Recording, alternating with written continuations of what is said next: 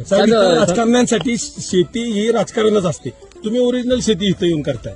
राजकारण त्यांच्यासाठी शेती आहे, तुमच्यासाठी हे इथं येऊन इकडे आलो की त्यांचं राजकारण चालू होतं.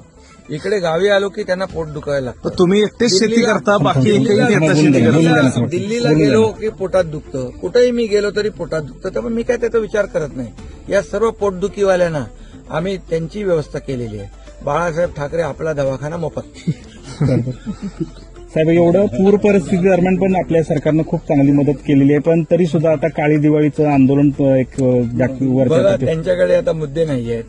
त्यांना वाटलं नव्हतं की 32,000 कोटीचं पॅकेज जाहीर होईल आणि पैसे दिवाळी, मी म्हणालो होतो ना दसऱ्याच्या मेळाव्यात की शेतकऱ्यांची दिवाळी काळी होऊ देणार नाही. त्याप्रमाणे आम्ही पैसे देणेही सुरू केले. त्यांच्या खात्यात पैसेही जाऊ लागले. त्यामुळे बोलणार काय, मुद्दा नाही.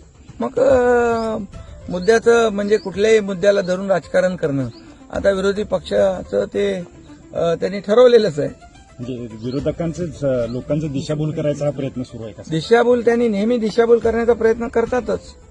ते शेतीचा असू द्या, निवडणुकीचा असू द्या, कुठलाही विषय असू द्या, त्यांना बघा, जर चांगला निर्णय घेतला तर चांगलं म्हणायला पाहिजे. हेच लोक मुख्यमंत्री देवेंद्रजींना जाऊन बुके देत होते ना, चांगले मुख्यमंत्री आहेत म्हणून म्हणत होते ना. आता लगेच त्याच देवेंद्रजींना मुख्यमंत्री कसा फेल झाला, मुख्यमंत्री कसा अपयशी आहे, हेच म्हणजे ही दुटप्पी भूमिका आहे. आणि हे खरं म्हणजे हे रडगाणं आहे. कायमचं रडत राहायचं. बाळासाहेबांनी आम्हाला रडायला नाही, लढायला शिकवलेलं आहे. ते म्हणून आम्ही त्यांचे विचार घेऊन पुढे चाललोय आणि लोकांनी देखील आम्हाला स्वीकारलंय.